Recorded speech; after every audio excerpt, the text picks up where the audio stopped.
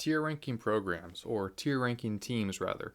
I'm gonna do this segment over the next 4 weeks, one segment for each conference. I'm gonna start in the Big Ten, but I want to tier rank each team in the Big Ten coming into the season. There's a difference between tier ranking programs and tier ranking teams. So if you could be a tier one program, but this season you could have a tier two, tier three team. It's more dependent on field results. Whereas tier ranking a program, you're going to look at resources and fan support, historical success, things like that. Whereas tier ranking a team, it's just kind of a year over year thing. So this is something that I actually changed. It was kind of hard to figure out one team in particular in tier one, but like I said, I'm going to start in the Big Ten. So there's and tier ranking teams in general, tier ranking programs. It's not typically, well, in a sense, it is how we rank teams, but it doesn't really matter for anything. It's just fun to talk about. But whenever you're talking about which teams or programs are better, you can't just do a list of 1, 2, 3, 4, 5 because there's a lot of teams, a lot of programs that should kind of all match that number one criteria, and same for number two and three. So tier ranking, tier one teams, tier one programs, tier two. That's a better way of evaluating and ranking teams or programs.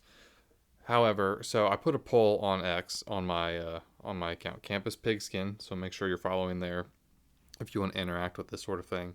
But I put a poll out on X because it was kind of hard for me to decide, would you consider Penn State to be a tier one Big Ten program? So if we're talking programs, it's difficult because they've achieved more in the sense of wins than any other, not any other, most teams in the Big Ten in their conference. They've done more. They are a perennial 10-win team. They just can't beat Michigan and they can't beat Ohio State. So those are the only two teams ahead of them. Every other team they beat every year. So would that be enough to make them, elevate them into that tier one conversation? So the poll results were 76% yes, 24% no. Personally, when you're talking about a program, I think Penn State, because of their inability to beat the big dogs in their conference, because of the inability that for them to beat Ohio State and to beat Michigan, I think that until they start doing that, you cannot consider them as a program to be tier one. However, in this upcoming season, I think Penn State will be a tier one team. I think that they are primed and ready for a run in the playoffs, and I think that they will likely win the Big Ten championship. With things I've talked about already with Ohio State, Ohio State's losing a lot. There's a lot of production. They have some coaching turnover. I don't think that Ohio State is going to match what they did last year because they won the national championship. So unless they do it again, they've not matched that result. So tier one teams in the Big Ten this year. However, with that being said, Ohio State, I still think they're tier one. Oregon, tier one. And Penn State, I put you initially down as tier two, but for this year, I think you're going to be a tier one team in the Big Ten. As a program, until you, like I said, beat Michigan and Ohio State perennially, or are at least more competitive, splitting them games, whatever. You have Oregon in the conference now, so you're going to have to, that's another tier one caliber opponent you're going to have to beat to be considered in the upper echelon. But for this season, you're tier one in my eyes. So congratulations, by the way. Tier two. So Michigan, USC, Iowa, Minnesota. And again, this is not a program ranking. This is just kind of this year's upcoming team tier ranking. USC, I think that this is kind of a money year. I think that this is a year that we could, if it's going to come together for Lincoln Riley there, I think that this year we'll see more than we have in the past few. It really come together. Michigan, everyone is talking about Bryce Underwood and after the crazy recruitment there and taking him from LSU. So a lot of expectations on him in Michigan this year. Tier 3, Illinois, Michigan State, Washington, Wisconsin. This is where this kind of ranking teams and ranking programs, there is kind of some teams where they kind of blend together the criteria. So Illinois, they had a great season last year. I think they could have a great season this year, but they typically do not pop more than 110 season like that year over year. So I think that they have a lot of momentum and a lot of ability to kind of, you know, become more of a year over year contender. But until it happens, it's hard to rank them higher. They had a great season last year. Like I said, they bring back a lot. But until that program and that staff show that they can continually do it, I think that they're going to be down in that lower tier. But they could absolutely elevate into the second tier this season. Kind of same thing for tier four, Indiana. Historically, you're you're not a good football program. Last year, we have to mention the schedule. In my opinion, they probably should not have been, a playoff team. I know that I don't know if honestly don't know if that's a popular opinion or not, but they played a weak garbage schedule last year. They lost the two teams that were worth anything that they played. They lost to in an embarrassing fashion. So I'm not going to pretend like Indiana suddenly jumped up into the second tier of the Big Ten until they have done it year over year for 2 to 3 years or so under that new staff. Until then, you're going to be in tier four of your conference with Northwestern, Rutgers, Maryland, Purdue, Nebraska, and UCLA. Now, a lot of drama around UCLA this past week, but we'll talk about that later. So, like I said, this is more of a tier ranking of teams, not programs. However, in some cases, it's hard to look at a program like I mentioned, Illinois, Indiana, and say, well, yeah, the success you had last year, we can just count on that coming into this season, because I don't think we can. It's not something traditionally that we've seen or had to talk about with them. So until farther notice, that's this season's tier rankings for the Big Ten for me. Next week, I think we'll probably touch on the ACC, but for now, that'll be it. Out of conference matchups. This is a segment I'm going to do probably depending on how I don't know. I may not do it all the way through, but right now I'm planning to do it for the first 12, weeks of the season over these next 12 weeks. So out of conference matchups are always something that I enjoy. It's one of the most popular, games typically each week, at least in my eyes. They're always fun to watch. It's a really good parameter, a measuring stick to measure the conferences, as long as you kind of have, a tier 1, tier 1, tier 2, tier 2 matchups.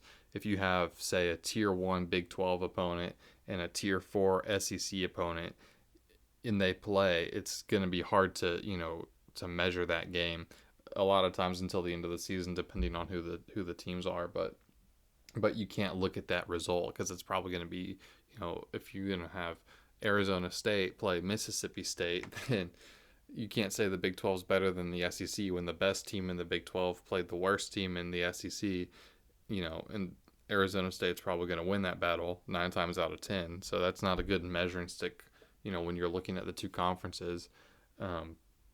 So you're going to want to see, Arizona State against Texas, for example, which we saw. Even though Arizona State probably, there was some calls in that game we don't have to get into, but, that result probably should have been a little bit different. But regardless, you understand what I'm saying. So continuing. So some of the best out-of-conference matchups we're going to get this season starting week 1. So we're going to get Nebraska and Cincinnati. That should be interesting.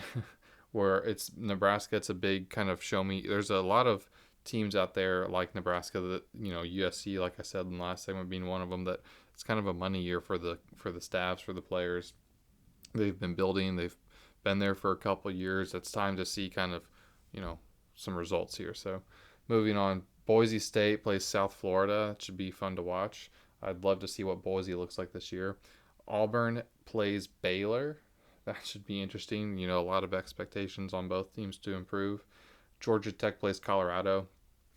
I'm high on Georgia Tech. I am about as low as you can get on Colorado. No disrespect, but I think if we're being honest, if anyone's being honest, then it's going to be hard to look at Colorado. I think there's still a lot, that staff has a lot to prove still. They rode the waves of Shedeur and Travis Hunter for the last couple of years, and even then, they over the last 2 seasons that program's 13-12. So let's stop kidding ourselves. It's definitely a lot better. They've elevated from what they were before this current staff got there, but this is a prove it year. In a sense, we need to see some sort of some form of something that they're building towards. I could say, if they have a bad season this year, Colorado, that maybe next year, if depending on what we see this year, we need to see them building towards something. But until then, I'm not very high on Colorado. We get Alabama at Florida State week 1. That should be interesting. LSU plays Clemson. Another tough week 1 game for LSU under Brian Kelly. The storylines and the talking points around that game are going to be fun, and people in Baton Rouge are just gonna. I don't want to come off as anti LSU or anything, but it's always fun to watch meltdowns, and if LSU loses that game week 1, it's going to be a fun meltdown to watch in Baton Rouge. So Tennessee plays Syracuse. Texas plays at Ohio State in Columbus. So I mentioned that earlier, but that's going to be a probably college game day. It's going to be all eyes on that game week 1. Utah plays UCLA. UCLA is suddenly a team that a lot of people, especially in Tennessee, are going to be paying attention to this year with the whole Nico Iamaleava situation. So that'll be fun. South Carolina and Virginia Tech play, and then TCU plays North Carolina. So out of all those games, it's hard not to be excited about Texas and Ohio State. LSU and Clemson, I think, is going to be a fun one just because of the potential meltdown that's brewing in Baton Rouge already. Clemson, I'm pretty high on coming into this year. I think they're going to win the ACC again, and I've mentioned it, over the past couple of weeks that they're building something there. I think this year, and they've been building at it for a couple of seasons. Cade Klubnik really started to kind of come together as a quarterback last year, and I think they'll be able to continue building on that. That they have a lot of continuity at the coordinator position, and with quarterback they've been working together a lot. Garrett Riley's still there, so I think that'll be a really good game, and I expect Clemson to win right now. Last I checked, they're favored. Clemson is, but it's really just because of home field. They're favored by 2.5 or 3, somewhere in there. So Alabama and Florida State play. It'll be a really good measuring stick game for Florida State. Alabama, while they weren't, they kind of fell off a little bit. They still won 9 games, but compared to the standard that was set there by Nick Saban, they fell off. But they still should be a good team. They should have a good season, but they play Florida State, which, like I said, Florida State needs to. It's a big show me year for Mike Norvell after the collapse of last season, and you're going to have an opportunity primed up for you here in week 1. So those are some of the games I'm most looking forward to. Boise State, like I said, I'm excited. I think they could have another really great season, so I'm excited to see them play South Florida. But it should be a really fun week 1, and it's hard not to be excited about it already here in April. Make sure that if you've enjoyed my episode so far, that you follow the podcast, subscribed on YouTube, follow me on the social networks, X and Twitter. I'm Campus Pigskin. But I'm going to be doing a show every week. It's the 4th one in so far. It's been a good time, so make sure you're following so you don't miss an episode. We're not going to spend too much time on this, but I did want to touch on it for a brief second. Some transfer portal updates. So Nico Iamaleava, as I'm sure most of us have heard, he's transferring. It's official. He's going to UCLA. It's one of the programs that was kind of speculated he would wind up at, but it is official now. His brother, he was a 4-star quarterback that committed to Arkansas and signed there through this last cycle. So he's also entering the portal and following his brother Nico out to UCLA as well, which Arkansas is pretty upset about that one. I'm not quite sure that we've heard the end of that story yet, but right now that's what's going on. Micah Hudson from Texas A&M, it's not clear, but he did enter the portal. It was kind of expected right after he got to College Station back in January. There were some problems, not really football related. It sounds like some off the field or personal issues with him, but he's going back to Texas Tech. So former 5-star receiver, transfer to A&M from Tech. Now he's transferring back after not even playing a down there. So Murad Watson, a high rated defensive lineman from Syracuse, he's committed to Texas. David Stone from Oklahoma, a former 5-star defensive lineman, he entered the portal at Oklahoma, and it sounded like that was another situation with an NIL contract renegotiation, but he has since withdrawn. So those are just some of the highest profile entries and commitments, and some updates on that for you from the portal. I wanted to do a segment about the playoffs. We're in on paper. If we were to have the playoffs, the selection today, it would be the same process that we had last year, the same format. There are active kind of talks going on. This is the last season, technically, the contract that we have for college football, the way that, it's right now. Right now, if we were to, next year, there's no playoff next year. There's no structure, there's no format. The 12 team, the expansion, that was just for last season and for this upcoming season. So they're working on it. They're talking about there's going to be a playoff next year. We just don't know what it's going to look like yet. It's possible that we may change the format for this upcoming season. It seems a little less likely, but it is possible that this current season's playoff format could change. It just depends on what the powers that be decide. But for next year, it'll definitely be different. It'll probably be expanded again. So that's the reality of the situation. I thought it would be kind of fun to talk about, just put out there in people's minds, some other options that we, it's not, anything that's being discussed, but it is fun to talk about. It's fun to think about. I just wanted to kind of get it out of the way. I put a poll on X. A 4-team, an 8-team, a 12-team, or expand to 14 plus. So, interestingly, the 12-team got 0 votes. It was a 0%. The two highest, and to my surprise, I expected the 8-team to get the most love. But the 4-team and the expanded to 14 or more got the most love. I thought that was interesting.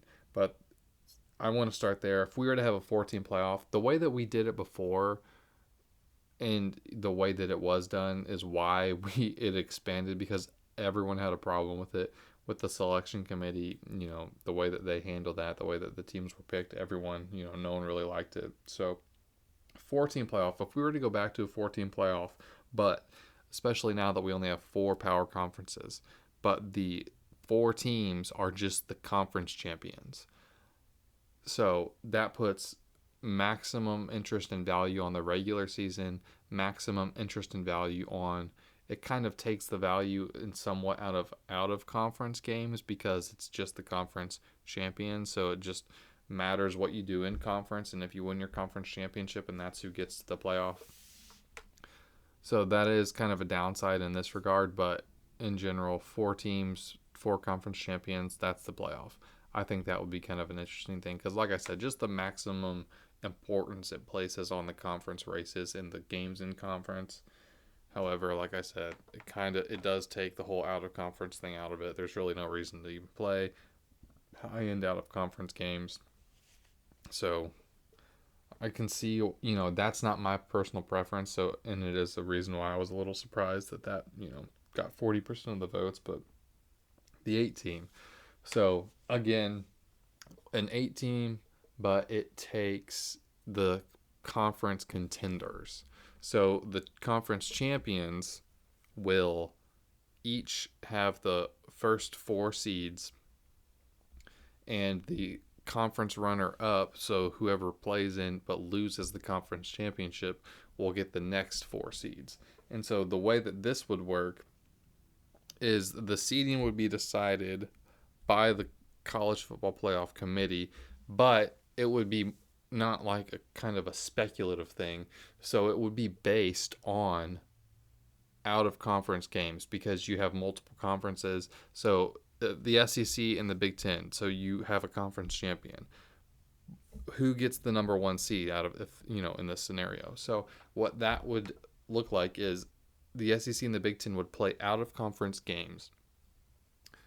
The winners of those games, so if the SEC is 2-1, say, and they're out of conference against the Big Ten, the SEC champion, because of that, would get the number 1 seed, or vice versa. So I think that an 8-team with all of the conference contenders, where seeding was based per conference on the out of conference results from the regular season, is a really interesting way of doing this.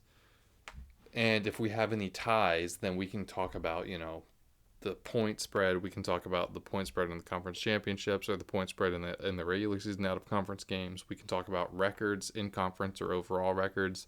There's a lot of things that you can add into this and a lot of variables that you can bring into this that places maximum value on the conference race, the conference championship game. It places maximum value on out of conference games. And this would personally be the way I would like to see the playoff handled. However, it's not up to me, and that's probably not how it's going to go. The other two options were the current format 12 team, which got no votes, or the expanded format even farther, so expanded to 14 or more teams, which it sounds like we may be in for a 14 or 16 team playoff. I never was a fan of expansion. Well, I can't say never. Initially, I was a fan of it, and then I sat down and thought about it, and I was like, you know what? No, I hate it.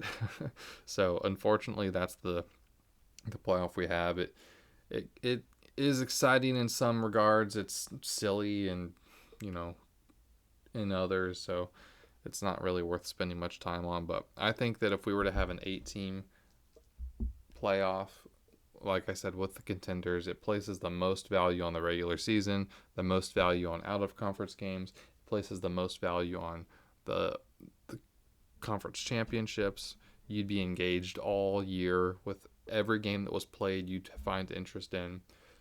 And that's really what we're trying to, in my mind, what we should be trying to preserve here is the intensity and the fun of the regular season.